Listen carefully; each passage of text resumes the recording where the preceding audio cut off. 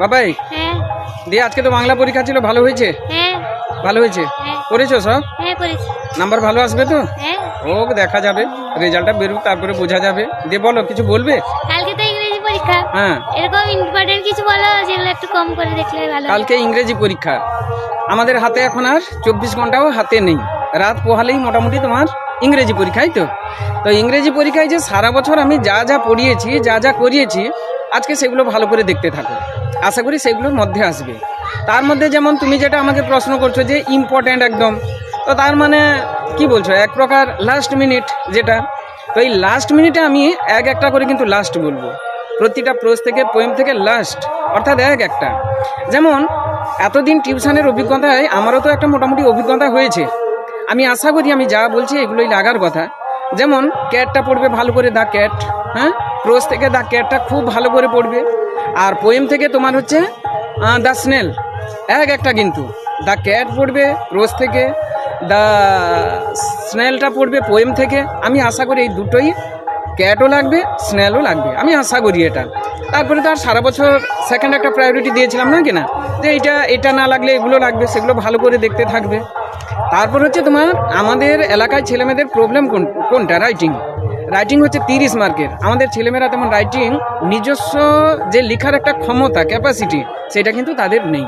এইখানেই নাম্বারটা এখানেই তাদের কমে যায়। তাও রাইটিং বলি, রাইটিং স্কিলের যে আইটেম কত রয়েছে, অনেকগুলো আইটেম রয়েছে, তার মধ্যে আমি 3টা থেকে 4টা বলছি, আশা করি এগুলো ভালো করে দেখে যাবে, লাগবে। তার মধ্যে যেমন প্রসেসিং একদম ভিভিআই 99.9% আসার সম্ভাবনা। এডিটোরিয়াল লেটারও সেরকম 99.9 আশা করি, তাহলে এডিটোরিয়ালটা ভালো করে দেখে যাবে, এডিটোরিয়ালটা ভালো করে দেখবে, প্রসেসিংটা ভালো করে দেখবে, আর কি দেখবে, স্টোরিটা কিন্তু ভিভিআই। আমার মনে হয় স্টোরি, এডিটোরিয়াল লেটার আর হচ্ছে তোমার প্রসেসিং, এগুলো খুব ভালো করে দেখবে।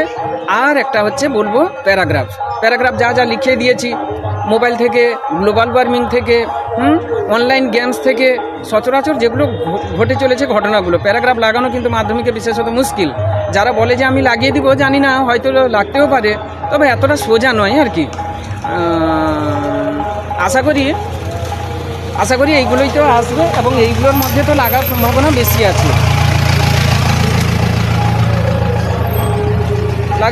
বেশি আছে, তাহলে রাইটিং কি বললাম, স্টোরি পড়বে ভালো করে, তারপর হচ্ছে প্রসেসিং, এডিটোরিয়াল লেটারটা খুব ভালো করে দেখে যাবে, আর কি বললাম, প্যারাগ্রাফ, নয় কি না।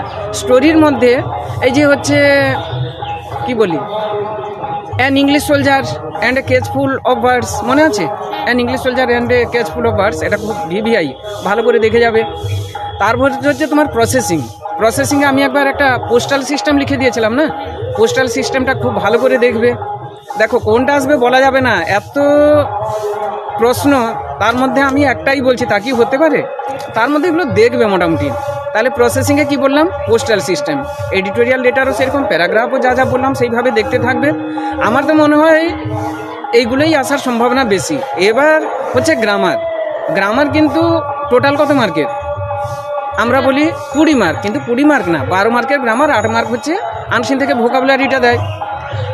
তো গ্রামার হচ্ছে প্রথমে থাকবে 3 মানে 9 মার্কের, কারেক্ট ভার্ব ফর্মস থাকবে, সেটা 3 মার্কের, ফ্রেজাল ভার্বস কত থাকবে, 3 মার্কের, আর থাকবে আর্টিকেল প্রিপোজিশনস, কত মার্কের থাকবে, 3 মার্কের, 9 মার্ক হয়ে গেল। সারা বছর যে এত কিছু করছো, transformation of sentence, simple complex compound, degree, voice, narration, এগুলো থেকে থাকবে মাত্র কত, 3 মার্কের। হ্যাঁ, অতএব যেমন শেখানো হচ্ছে এগুলো ভালো করে দেখতে থাকো, কারেক্ট ভার্ব ফর্মসটা খুব ভালো করে দেখবে, আর্টিকেল প্রিপোজিশন, ফ্রেজাল ভার্ব যেমন আমি শিখিয়েছি। ধরো আছে, মনে করো একটা নিচে তো লিস্ট দেওয়া থাকবে, ধরো আছে তোমার আন্ডারস্ট্যান্ড, তাহলে আমরা কি বসাবো, মেক আউট, কিন্তু আছে আন্ডারস্ট্যান্ডস, তখন আমরা কি বসাবো, মেক্স আউট। তো এইভাবে যেমন শেখানো হয়েছে এটা ফলো করবে। ধরো পাস্ট টেন্সে আন্ডারস্টুড আছে, তখন কি নিব, মেড আউট, মেড আউট নিব। তো এগুলো ভালো করে দেখবে। এবার হচ্ছে তোমার আনসিনে তো বলার কিছু নেই, তবু কোয়েশ্চেনটা যে সময় হয়েছিল সেই সময় তো আমার মনে হয় কেরালার দিকে যে বন্যা হলো, বা আমাদের পশ্চিমবাংলায় যে বন্যা হয়েছে, এটা একটা ইম্পর্ট্যান্ট হতে পারে। কিংবা এই যে বিভিন্ন জায়গায় যে রেলওয়ে দুর্ঘটনা ঘটছে, সেগুলো আসতে পারে। তো সেগুলো বলা যাবে না, এত কিছু করানো হয়েছে মানে যা আসবে পড়বে, উত্তর দেবে। এখন প্রবলেম হচ্ছে আনসিন থেকে গ্রামারে যে ভোকাবুলারিটা থাকে 8 মার্কের, যখন একদম পারবে না, আশা করি পারবে, কিন্তু যখন একদম পারবে না তখন কিছু একটা নিয়ম পুট করবে। কি নিয়ম পুট করবে? ধরো মনে করো তোমার ভোকাবুলারিতে দিয়েছে কন্ট্রিবিউশন, এই যে কন্ট্রিবিউশন দিয়েছে, কন্ট্রিবিউশনটা মনে করো আনসিনে তোমাকে তুমি খুঁজে পাচ্ছ না, তার নিয়ারেস্ট মিনিংটা যেহেতু তুমি জানো না। বানানটার শেষে আমাদের এই যে ওয়ার্ডটা আছে, ওয়ার্ড এর শেষে কি আছে? TION। এই TIONটাকে লক্ষ্য করবে। আনসিনের মধ্যে TION দিয়ে কটা ওয়ার্ড আছে? ধরো দেখ সেখানে দেখলে মনে করো 3টা ওয়ার্ড আছে, তাহলে 3টার মধ্যে তুমি একটা জানো, সেটা না, কন্ট্রিবিউশনের সঙ্গে মিলছে না, তাহলে আর কটা? দুটোর মধ্যে চিন্তা ভাবনা করে দেখবে কোনটা তোমার আসতে পারে, কোনটা মানে কোনটা একটা আইডিয়া তো আছে মোটামুটি যে না এটা তো হচ্ছে না। যখন আনসিন পেসেজটা পড়বে, একটা সেন্টেন্স যখন পড়ছো, সেন্টেন্সের মধ্যে দেখবে কিছুটা মানে এক দুটা যে তুমি ওয়ার্ড মিনিং জানো না, সেটা পড়লে কিছুটা বোঝা যাবে। এইভাবে বুঝে নিয়ে তোমাকে বসাতে হবে, এটা একটা পদ্ধতি আর কি।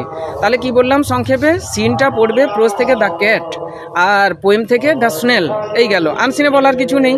গ্রামার যা যা বললাম সেইভাবে ভালো করে ফ্রেজাল ভার্বগুলো দেখবে, বসাতে হবে। আমাদের ছেলেমেয়েরা কি করে যে আন্ডারস্ট্যান্ড আছে নাই, মেক আউট নেই, মেক্স আউট করে দেয়, মেড আউট করে দেয়, এইভাবে সেগুলো দেখে বসাবে। আর রাইটিং যেগুলো বললাম, 4টা রাইটিং বললাম আইটেম, এই আইটেমগুলো ভালো করে দেখতে থাকো। সারা বছর আমি যেগুলো করিয়েছি আশা করি তার ভিতর থেকে আসবে, এর বাইরে আসবে না। আর কিছু জানতে চাইবে? Thank you. ওয়েলকাম। ঠিক আছে, কালকে পরীক্ষার পর বলবে কি লাগলো কি না লাগলো। বাই।